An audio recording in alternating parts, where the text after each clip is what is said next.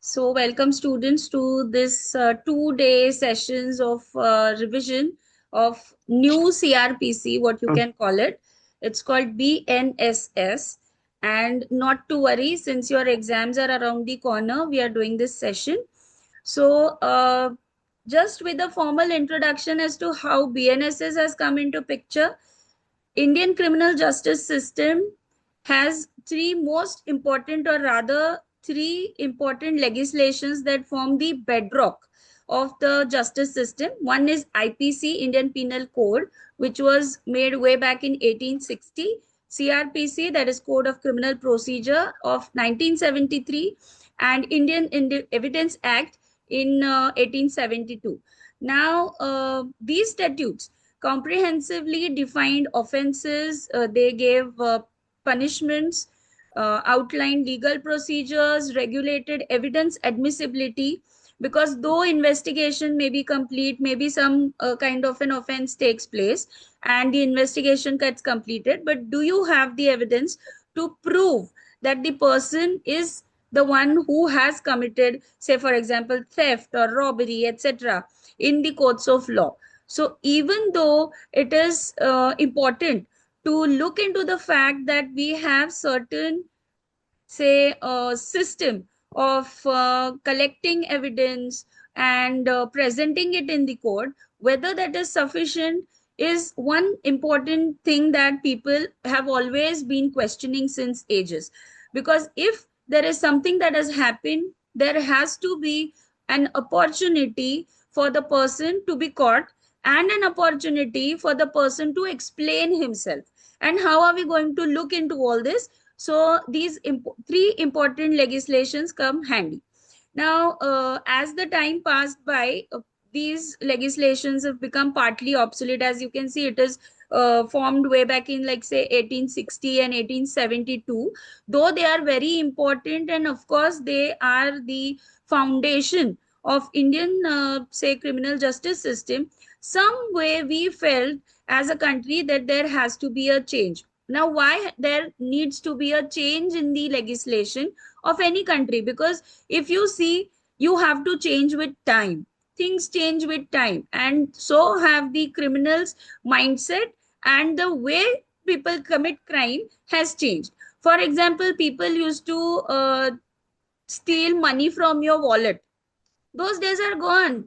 When you have a tenors and you have a 500 note in your pocket or a wallet, and it has just got stolen. Today, people are committing theft online, which is called cyber crime. So, do we have, or is the Indian jurisprudence or the system ready to punish a person who has committed theft online, which is called cyber crime or bank fraud or cyber fraud, which we are reading about in newspapers day in, day out?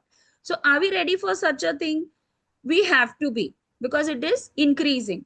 In which case, the government felt that there has to be something new that should come up and to the rescue of victims, of the people who are facing these problems, and they should be given justice. Otherwise, what is the point in having such laws? See, having laws, having advocates, having judges in the courts is all just for one thing, and that is justice. So, justice should be served is the prime motto of any country, of justice system of any country.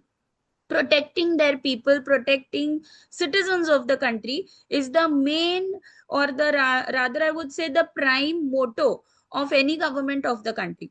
So that is how, because of emerging challenges, three new enactments or three new criminal laws came into picture, which are called BNSS, Bharatiya Nagrik Suraksha Sanhita, which replaced the Code of Criminal Procedure, which we are going to talk about today, with a modernized framework aimed at addressing contemporary legal challenges. Now, so to say, what does this Bharatiya Nagrik Suraksha Sanhita, BNSS, really mean? It translates into English words, if we put it, Indian Citizen Safety Code. Now, it is a significant piece of legislation in India aimed at modernizing criminal justice system, as I mentioned. And with a framework that focuses on protecting citizens' rights, prioritizing justice over punishment. Reason why we have these words Nagrik Suraksha, and addressing contemporary legal challenges such as cybercrime is one thing that they have got into. Another is gender neutrality as well. Now we have seen there are some laws which I always find my colleagues or my friends, men especially, who say that, oh, these laws are very women oriented. And what about men facing the same issues? What if a person is facing, say, harassment at workplace, who's a man? So does law not protect him? Is it only the women who get protection? And there are a lot of complaints when we get into discussion with my counterparts saying that, oh, you will say this because you are a girl, you are a lady advocate, but I'm a man, I'm facing these issues, and who's to protect me with this? So gender neutrality is again one question that came up in the minds of people. And one of the most important things that this BNSS has got its focus on is investigation. So let's go ahead with the PPT and let's revise. So here in BNSS, we have 177 provisions which are altered as compared to CRPC that we had earlier. This is all with respect to comparison with CRPC. Please don't get confused between sections of CRPC. Reason being, you should not forget that you are studying BNSS. You might get confused or you might jumble up with the numbers, section numbers of BNSS and CRPC. Now, the best way to handle this confusion is to write down on a piece of paper. Don't type on your PCs or your tabs or your iPads, iPhones. What you do is write it with a pen and paper. Why this suggestion is coming up? Because students, you have to write the exam on a paper with a pen. It was okay if you had MCQs, which you could just do it on the laptops and PCs, etc. But the best way to study this without getting into any kind of confusion is to write it on the paper. Just make two columns. On one hand, on the left hand side, you write CRPC. On the right hand side, you write BNSS. Note down important sections from CRPC, maybe because you are just used to, listening or hearing it about the sections from your seniors, your teachers, or maybe any senior who you are in contact with if you are working interning.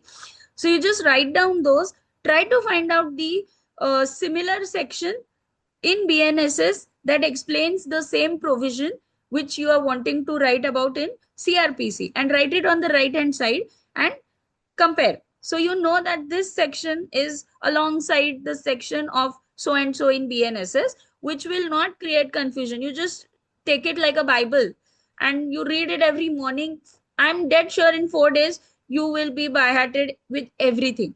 Now, since your exams are around the corner, you do it 4 times a day and you go to the exam chill, because you know that you have a hang on CRPC, you know the provisions, you know what it means and how trials are conducted. BNSS will only give you few important things which you have to remember and just write it in the exam.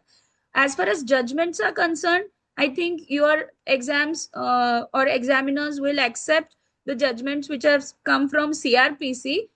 Reason being, there are not many judgments after the BNSS has come up. If you can write any important, say, recent judgments, if you are that kind of a reader, I think that will be the best thing. But instead of not writing anything, it is better to write judgments from the earlier days. Even if you say the provision on investigation in CRPC entails so and so, and the judgment delivered by the Honorable Supreme Court states so and so, or it mentions so and so, the ratio of the judgment is so and so, I think you will be good to go as far as exams and papers are concerned. So here we have new 9 sections in BNSS. We have 39 new subsections in that, and 44 clarifications as far as BNSS is concerned, with comparison to the criminal procedure code that we used to learn in earlier days. So this is the scheme of BNSS. I'm sure you might have seen or read the book, This is the BNSS, Bharatiya Nagrik Suraksha Sanhita, and it's a big fat thing, just like CRPC. So, but not to worry, your exam will have typical questions. If you are from the Bombay University, be dead sure that your questions will be repeated from the previous papers, past papers. Please go ahead and solve them so that you know what is the focus of the examiners. If you are not from Bombay University, I'm sure your university does a similar kind of a thing, and there will not be some question which will just pop up out of the blue. What they will focus on in BNSS is what we will discuss in these 2 days. Okay, so the scheme of things is there is 531 sections in total, and there are 2 schedules in BNSS.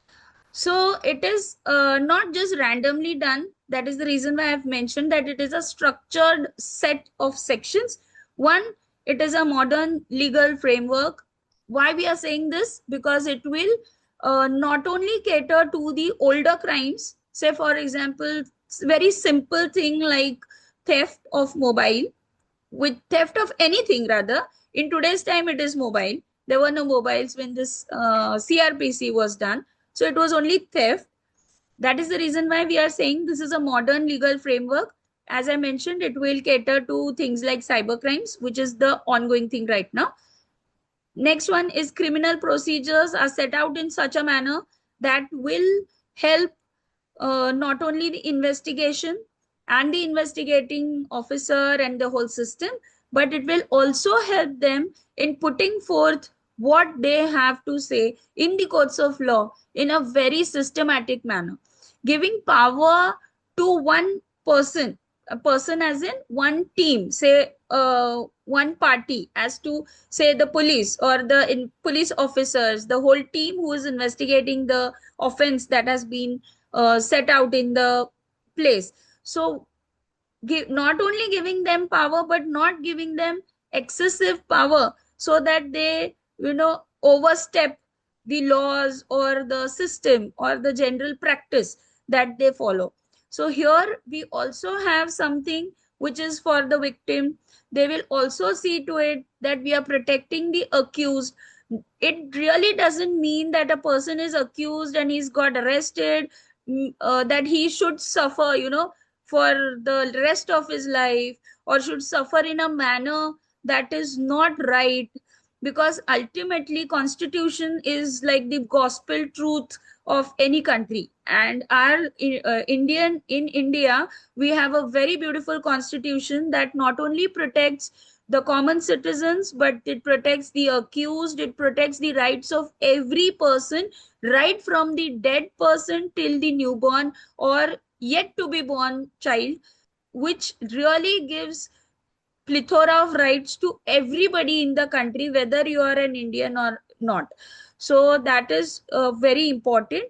Third is it talks a lot about arrests, and it also keeps its provisions handy for prosecution, as I've been mentioning about investigation right from the beginning, because it's an important part. And fifth most important part in this BNSS is victim compensation, which was not a part of CRPC, that is the earlier legislation. Now, why victim compensation has come into picture? Because say, for example, let's take a very simple example of theft of mobile. Say you were walking down the lane of your college and you lose your mobile. You don't even remember where you kept it. Maybe in your pocket, maybe in your purse in case you're a girl, or maybe in your hand, and you're just lost. You don't know where that mobile went, whether it was on the bench of the college or you dropped it somewhere. Maybe you went to a cafe with your friends and you left it there, or was it someone who took it from you? At that moment, you are not able to recollect, but your mobile phone is gone. You go and lodge a complaint in the nearest police station and tell them that I've lost my phone. I don't know who took it, what happened, but I've lost it. So the police will take your complaint and then he will say, okay, we'll look into this. Maybe they track your mobile, or they just get some information about some lost mobile, or by various sources. Now, after getting that, they go and search for it. Maybe there is some person who's taken it. You are not aware, but they will come to know once they start their investigation. and they come to know that X person has stolen your mobile while you were in rush. Now, once the person gets arrested, now according to CRPC, what was happening is he was presented before the court and all the procedures were followed. Say, for example, it is said and done and it is agreed by the court. The court is of the opinion that the person has stolen your mobile. So, what will happen? He will get punished, he will go to jail, he will have to pay a fine. All said and done. Good, very good. But what about you? Have you got the mobile?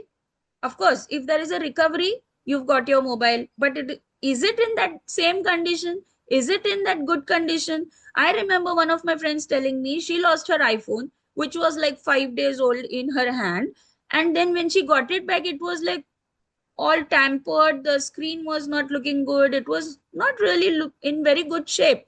It was just bought 5 days ago. So you really think that you're going to get it back in the same condition? So you are a victim in this case who has lost your mobile.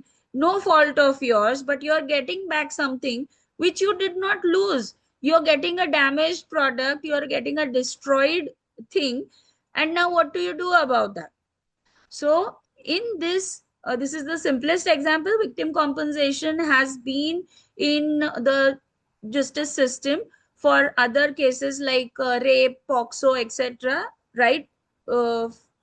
From when these special acts came into picture. But I'm talking about a general victim compensation that is being included in BNSS as far as any kind of offenses or crimes, you can say, are enlisted in this. So I remember in one of my cases where, of course, I am a defense lawyer, so I defended the accused who had stolen mobile. Now, this is the very common case of mobile theft. He was a repeat offender. He had an externment order against him, and I guess he had stolen it. So that was proved in the court, and the mobile was given back to the person. It was not very costly, but the whole time, the kind of efforts, the kind of trauma or say mental harassment the person had to go through, what about that? Who's going to compensate that? So I remember the honorable JMFC giving a fine to the accused of 1500, and he had to pay that. So he had to comply with it along with his bail conditions. And those 1500, it was written in the order that the 1500 will be given to the victim for going through the whole trials and tribulations without any mistake of his. So this is the kind of victim compensation that the judge or the justice or the JMFC, whoever you are before, can give. But now in BNSS, there is a provision which talks about victim compensation. So this will become a norm, or this will become a rule. It is not left to the judge. It is not left to the court to decide whether the person should get or not. Of course, here again, there are powers of the court to decide how much, where, what, etc. But because it is included in the Nagarik Suraksha Sanhita itself, they will get it, is the thought behind keeping the provision separate for victim compensation, which was not a part of CRPC earlier. Now, this was enacted on 25th December 2023. So you can clearly see we will be celebrating 2 years of BNSS. And though people were struggling with it in the courts and maybe students were struggling with it, I'm sure you will fall in love with the legislation if you know what and how the legislation has been made and how to go about it. It is effective from 1st of July 2024. It is a citizen-centric scheme of things in the legislation, and of course it is technology enabled. Now this is not just to I've not pointed these 4 points or jotted down these 4 points only for you to hear and forget it. You can write this in your introduction. Please structure your answers, especially your long answers. Your short answers should also be in a structure. Trust me, the person who's correcting your paper will just love it. And of course, the person will give you more marks for having a separate introduction for every answer. So what you can write in your first question introduction in your answer is that the BNSS Bharatiya Nagrik Suraksha Sanhita of 2023 was enacted on 25th December 2023. It's very easy to remember the date because we are in December right now.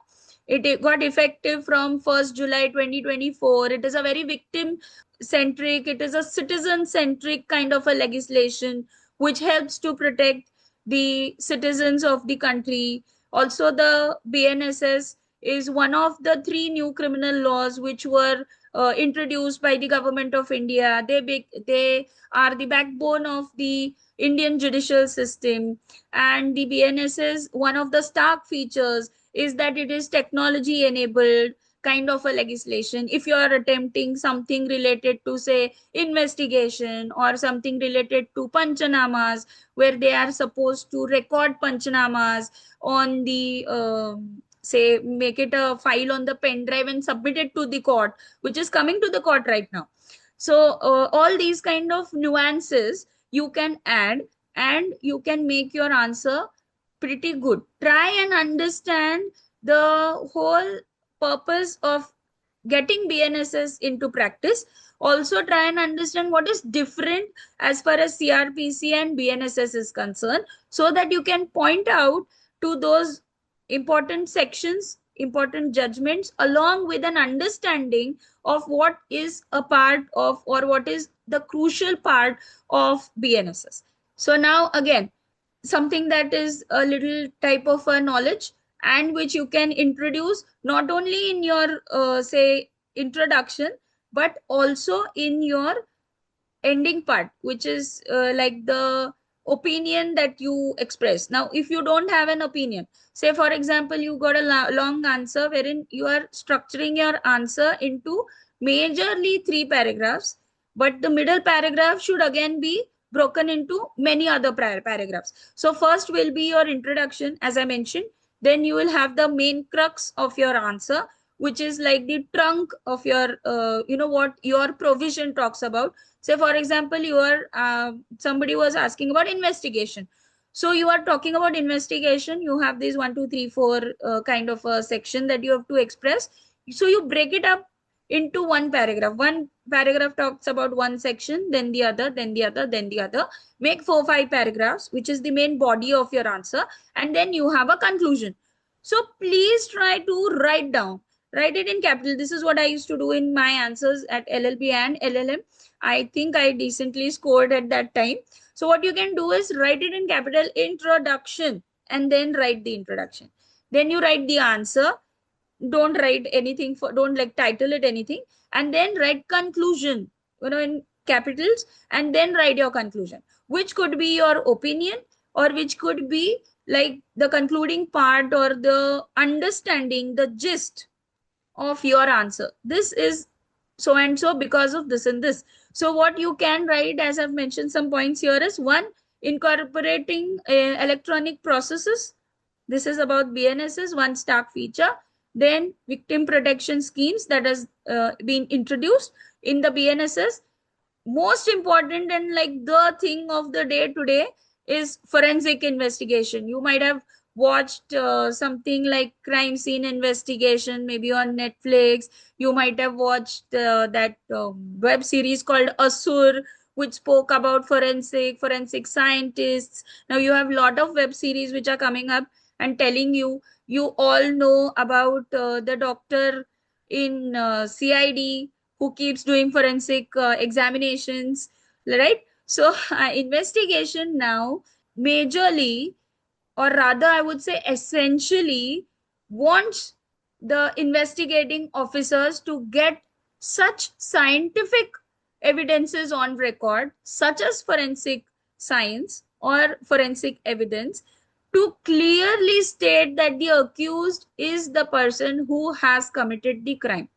Big reason why is, many a times it used to happen that an offense used to be committed and the person used to go scot free after say 5 to 7 years of trial at sessions court, and trying to prove that the person has committed the murder, and the whole emotional trauma that the family of the victim used to go through was tremendous.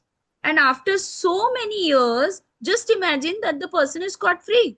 The court says there is insufficient evidence on record and we are unable to ascertain that the person has committed the crime. What to do with it? Do you go behind him and kill him? That is against law. You can't take law in your hands. So just imagine the kind of frustration the family is going to face. Looking at this, or rather to solve this problem, we have, of course, forensics were like it was a practice, or rather forensic tests and forensic investigation was done earlier. It was not that it was never there and suddenly out of the blue one night it just started happening. No, but now it has become a norm. Now, say for example, I'll give you a simple understanding of why I'm telling this. Say for example, there's a murder inquiry or investigation going on. Now people will do forensic. Most common things that you know, they will try to take DNA from the spot. They will take blood from the spot. They will see if there is any traces of skin, hair, of maybe the accused, of the victim, trying to see how many people were there on the crime scene. Maybe there was one person who committed the murder and the other three people were there just with him. So whether they have not done anything, or maybe they have tried help the person who committed the murder, tried to get the person, the victim, at the spot. You know, it could be many people doing things together. So whether we get fingerprints, very common thing that people, since ages people ask whether there was fingerprint on the knife, say if the person is murdered with the help of a knife. So these all things used to happen even when we had CRPC in place. But now, with forensic investigation coming into picture in BNSS, what has happened is, like victim compensation, I said, it will become a norm.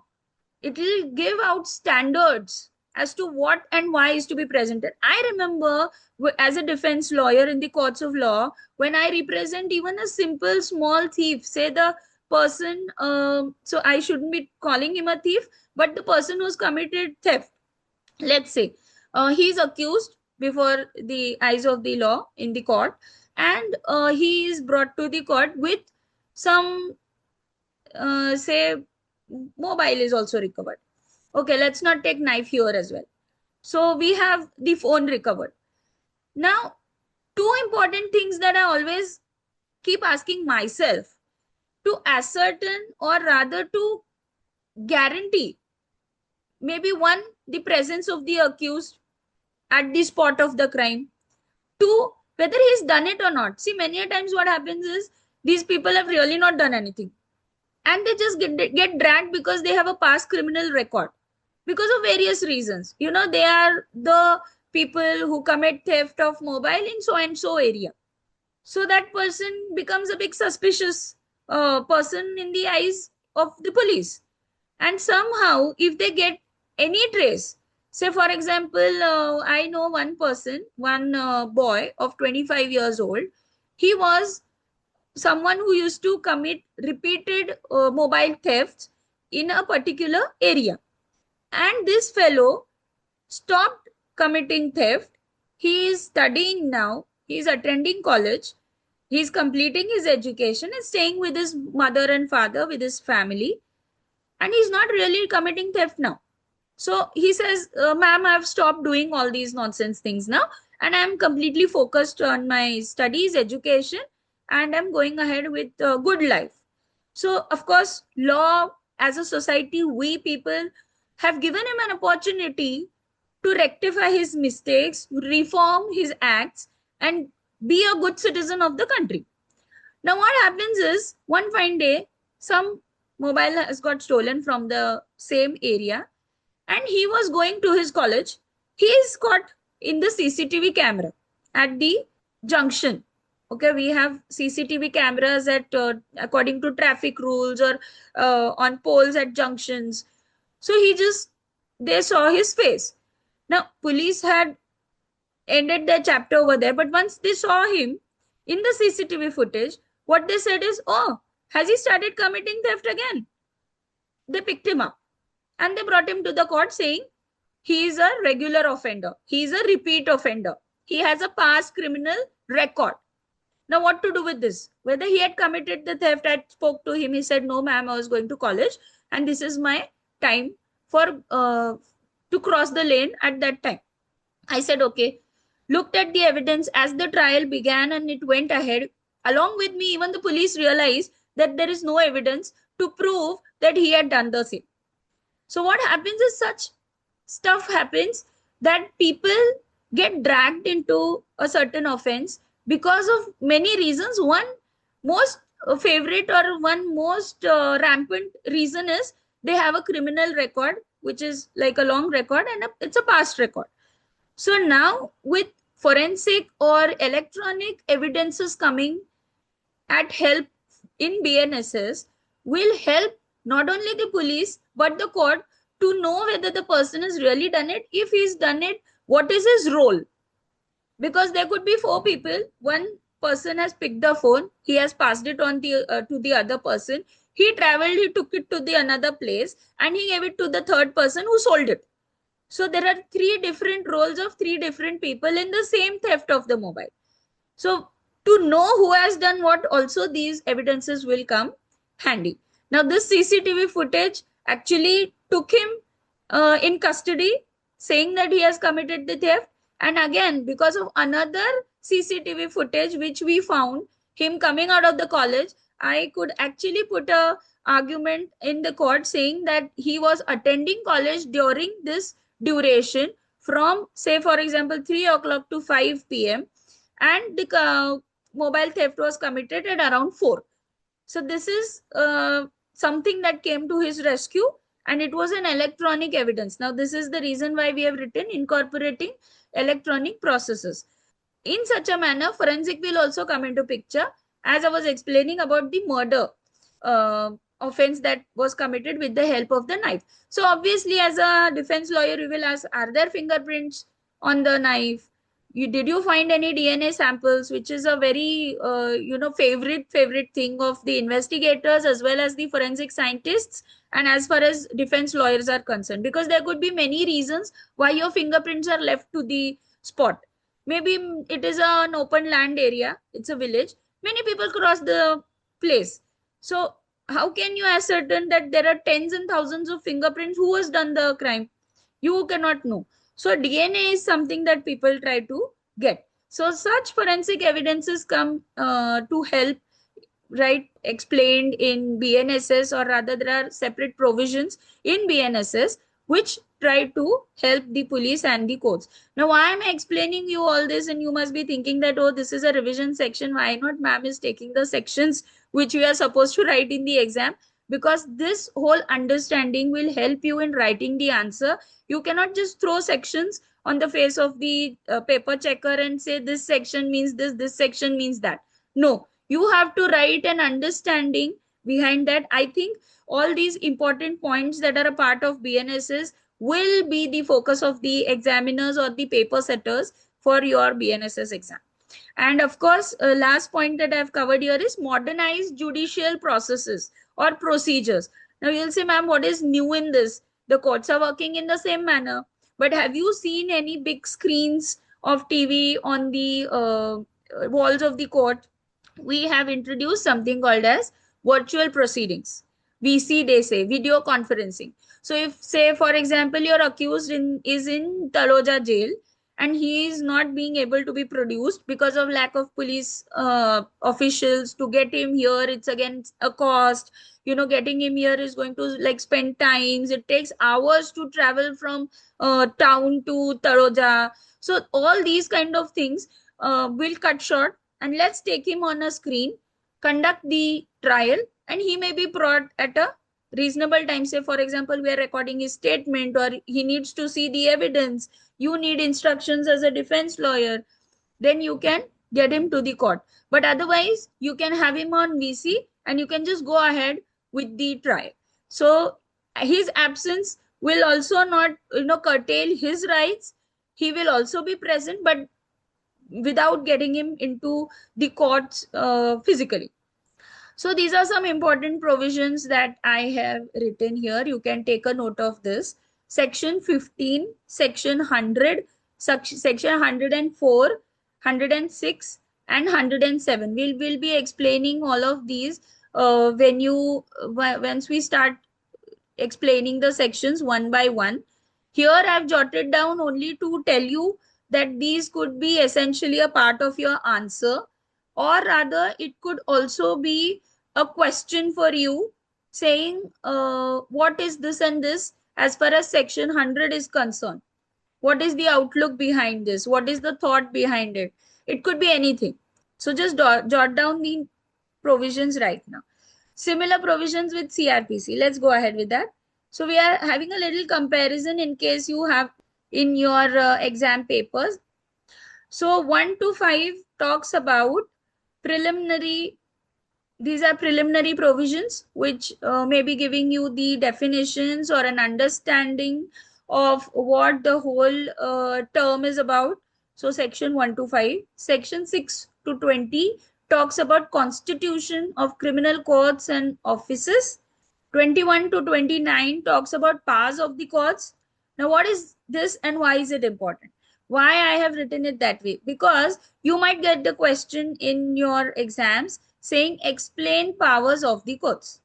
That's it. Just one line. But your answer will run into 5 to 6 pages. So what you're supposed to do is write an answer about section 21, 22, 23, 24, going till 29.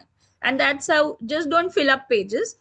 You actually write what the provision is about, what is your understanding of the provision. Say, for example, there is section which talks about, let's take the same thing, investigation. So you will start off your answer with saying investigation is so and so. What is investigation? Who's conducting it? How is investigation important from a practical perspective? Why should it be done? How should it be done? It should be done in a proper manner with a lot of precautions so that you don't get an innocent person involved in this. Rather, also you can talk about how evidences are collected. Now, because of BNSs, you can put all your knowledge of forensic evidence that you might have seen or heard, but please go through your books. Don't just put anything from the web series, because all is not true. They try to show it as realistic as possible, but it is not always very true. So you can put an understanding from there that, say, for example, forensic evidences are collected from the spot of the offense or the crime scene. The crime scene is first, taping is done around the crime scene so that there is no interference of external factors, such as people may just come to see, neighbors or people are very curious, what happened, why, what, who's dead, what happened, how it happened, where it happened. All sorts of questions come to the minds of people when something happens. So so taping is important. Then the forensic scientist will come, he will collect evidences, it has to be protected. Say, for example, if it's a land area, village area, as I mentioned, it's a farm, you can have some animal intruders like cats, dogs, and god knows what not. So all these kind of things, you may have birds.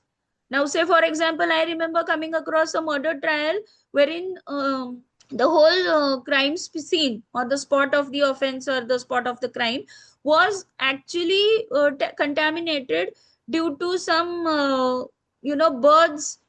It was a farm, and the body was found in that farm, in that land area. There were a lot of birds which used to come because of the crops, and there was a lot of contamination because of birds, because they will come, they will eat, they will drop, they will do all sorts of things and go away. Now just imagine there is a say, for example, there are some spots, red spots, and those are blood spots. Now just imagine the bird dirtying that exact same place, so that will get mixed with the blood. How are you going to get the test, and how are you going to get the answers for that? You don't have any conclusive answer, or rather that the test will be conducted and you will have a result. Now that result will become inconclusive in nature. So even if you are a prosecutor, say from the prosecution side, if you are the police official or you are defense, you cannot do anything.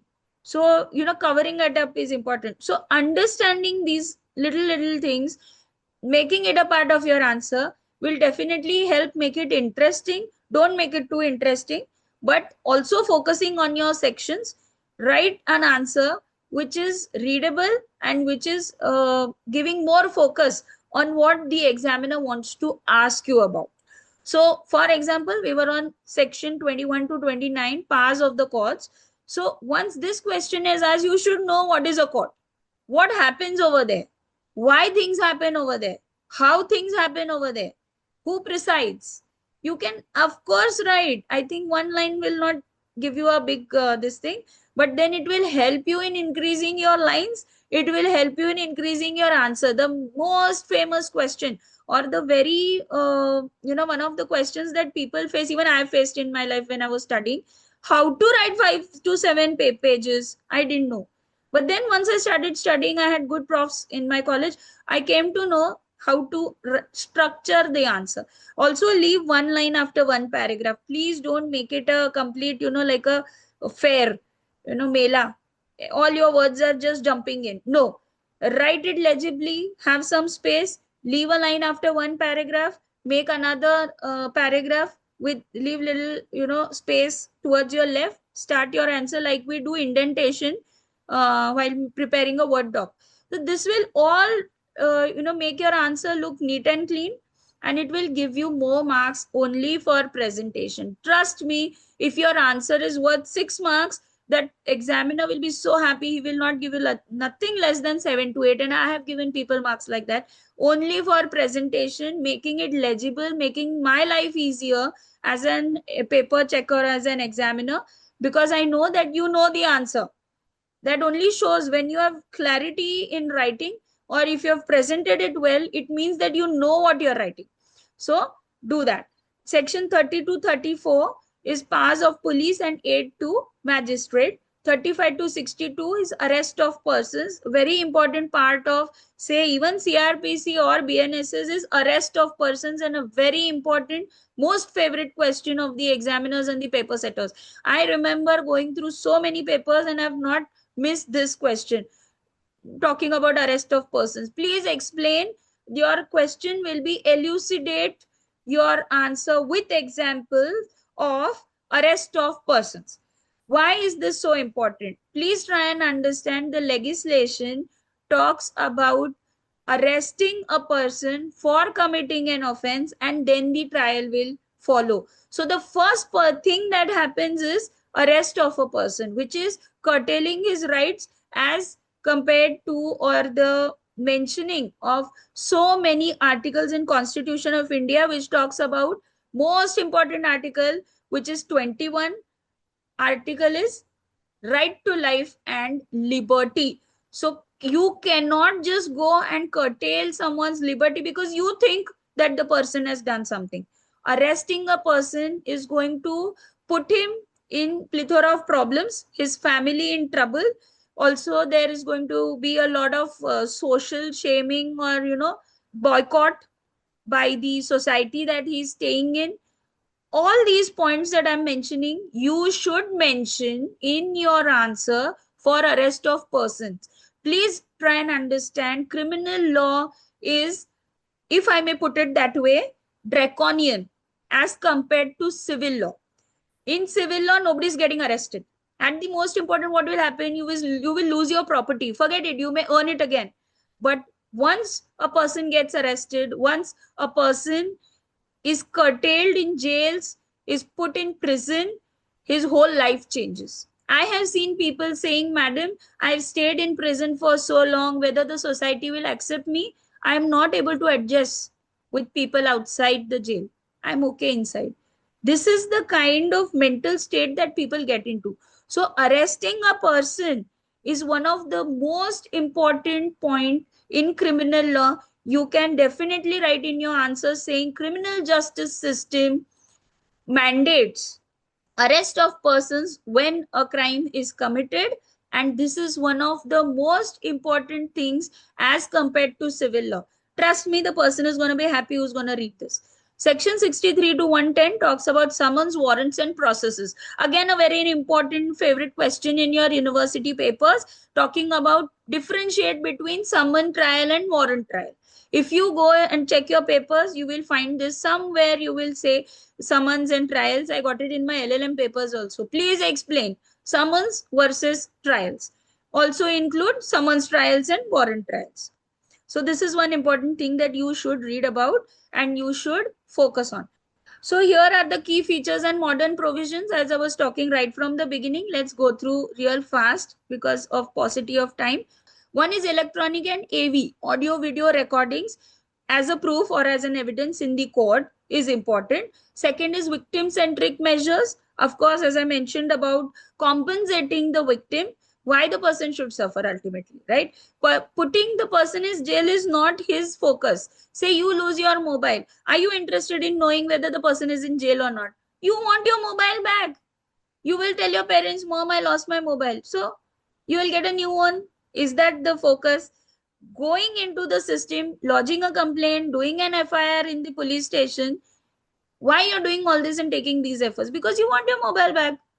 So you have to have some compensation. If you get your mobile, good. If you don't, then I hope you get it through victim compensation. Like I mentioned about the fine that the JMFC was happy to levy on the accused. So victim centric measures. 3 is community service as a punishment. I think, or I rather, if you say forecast, that community service as a punishment will be one of your questions in the exam papers.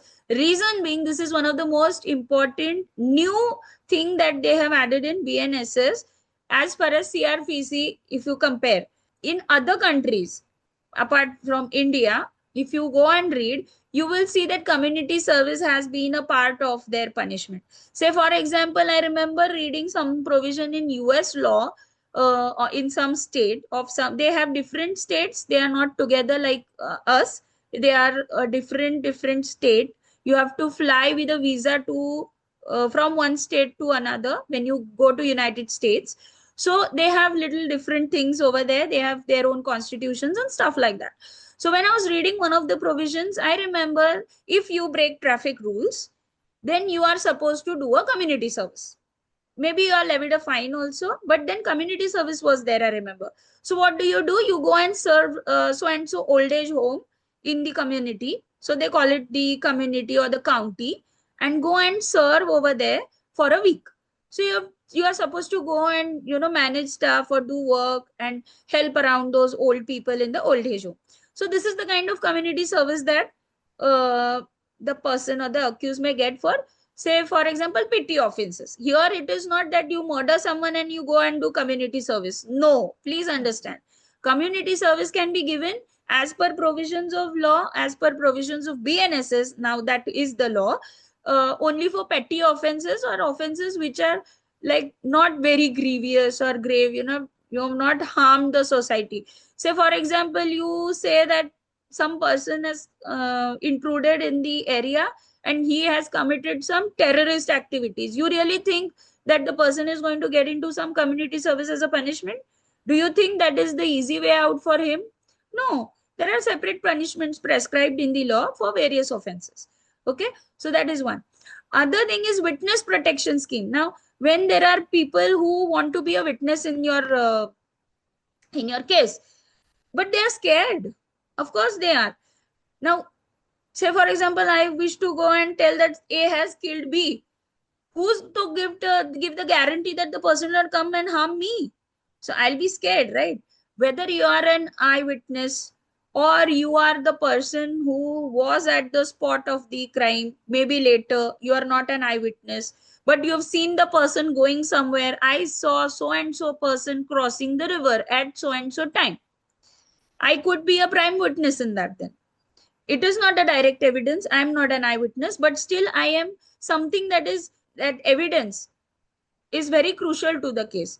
So I should have protection. Otherwise, why will I say I'll come to the court? I'll say, no, I didn't see anything. I'll go away. Haven't you seen this in the movie?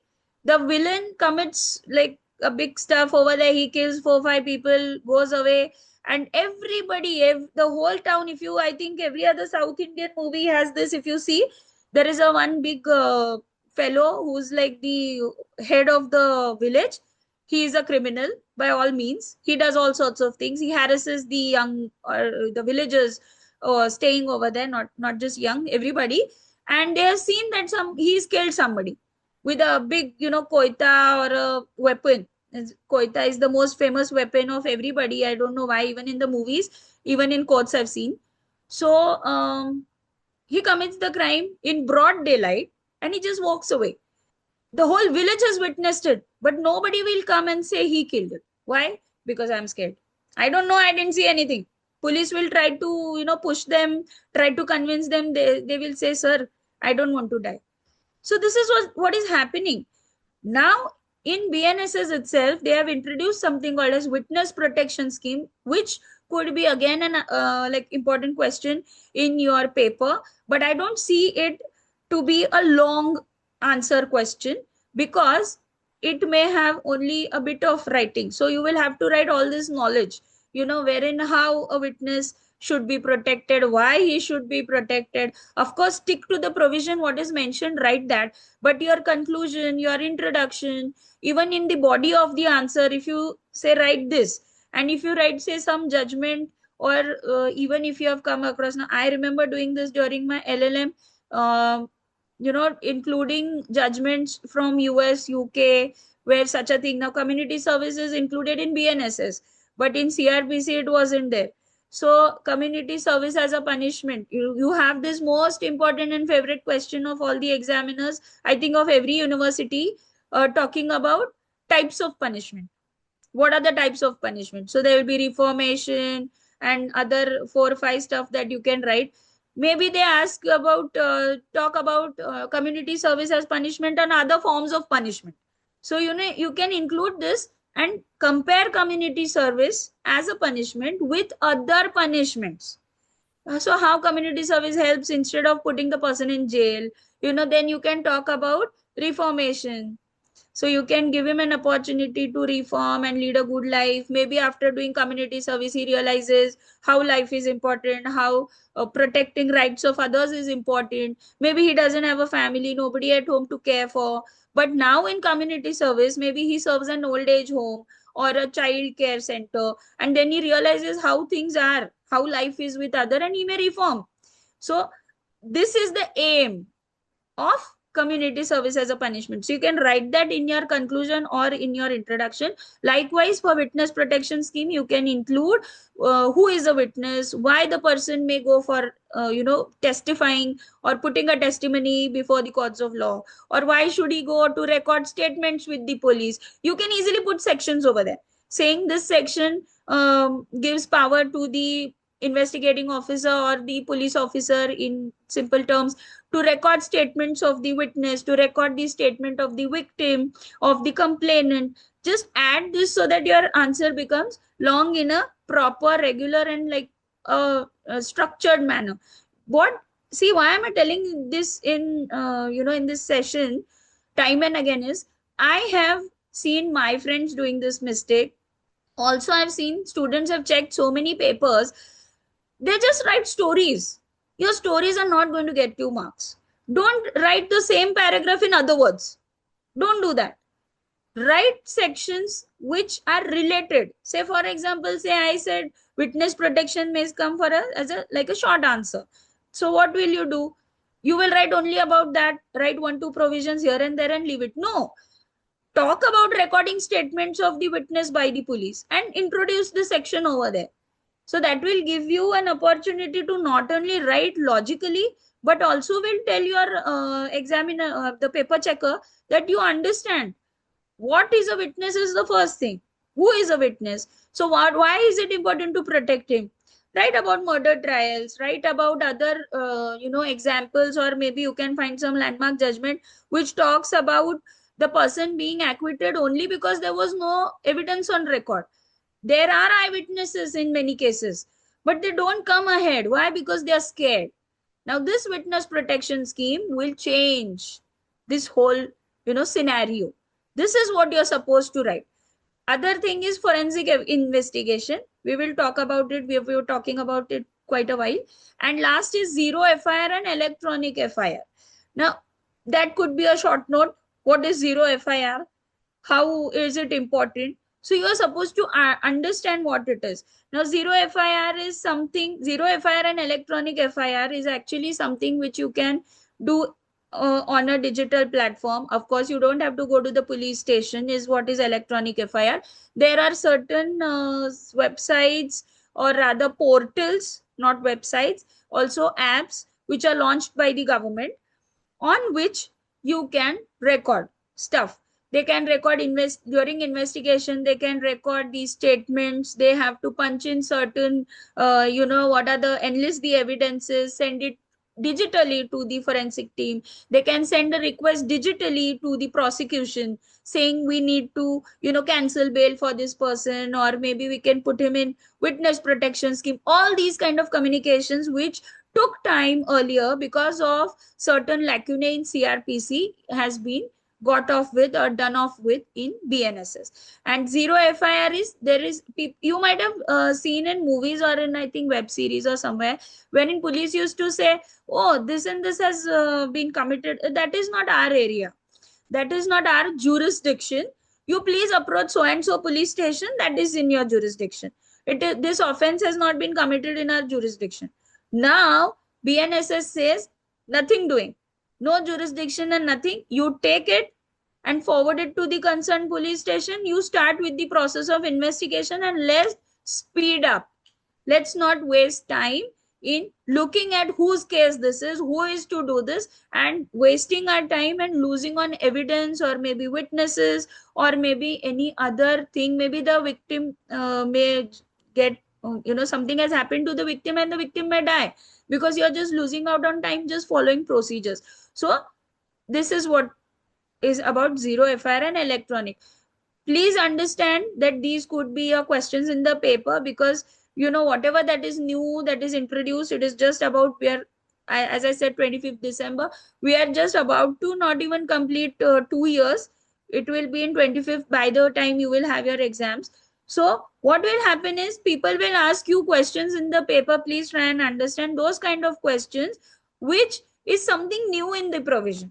They won't ask you typically what is there in CRPC. Typical things like summon trial, warrant trial, that will come. Power of the courts, power of the police, recording statements, because these are very important from a practical point of view. This is what is happening in the courts when the trial starts. So modern provisions allow one, equitable justice. Why we are talking about equitable?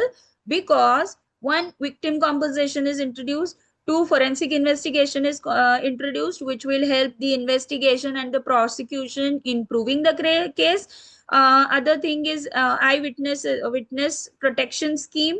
So there will be some provision for that to protect the, say, eyewitnesses or the complainant. And also, of course, no, it's not that we are becoming pro prosecution. No, we are also protecting the rights of the accused in the similar fashion that we used to. So this will be a win-win situation. If the person has done it, he will face the issues, he will face the punishment. If he has not done, because we have certain electronic evidence on record, the person may get scot-free because he has not done anything. So of course, at the end of the day, with introduction of scientific methods or methodologies of collecting evidence and presenting it before the court, out of which one, forensic has become the norm, and two, electronic evidence, these two evidences will help in protecting the rights of the accused as well if he has not done anything. Even if the case is that he is caught on suspicion, he may not be punished because there will be such advanced technological evidences placed on record. So this could be one of the questions in your paper, saying why, explain why BNSS is equitable, is promoting or is entailing equitable justice. So in this, you will include about witness, about investigation, and about the accused. Write relevant provisions in that and make 3 different bodies of answers. This could be a long question. Other point is it has become transparent. Of course, because we have a CCTV footage, we can directly see he is stealing the money. It is transparent enough to say that he has committed the crime and give him punishment. And third is expedited. As I mentioned, because of electronic portals or apps that are being launched by the government, it will try and save time of the investigating officers, the prosecution, and the whole system, the pre efforts before it comes to the court. The defense lawyers goes to the court only when he gets the charge sheet. But to make the charge sheet also, there are a lot of efforts and time that is lost. So this is expedited legislation. Some legislation or provisions of law are introduced that will stop the wastage of time, and things will move quick. Even the accused will not sit in jail or in prison say thinking that my case will go on for 4 say months and I'm supposed to be here. I've seen so many people pleading guilty, saying, Madam, it will take time, it will take 1 year for the case to get over, and I better plead guilty and go out in 4 months. That's the kind of frustration that people face. So it has to be expedited. Not only it is in the interest of the victim or the complainant or the person who has suffered the certain kind of an incident, but it is also good for the accused, so that he knows, okay, the trial is ending in say 2 weeks. I am going to say, for example, he's done it, and if it gets proved, he gets prison for say 4 months. He knows after 4 months he's going out. He would not suffer in prison forever as an under trial. If you have heard the word under trial, it is only when he's in jail before the trial begins.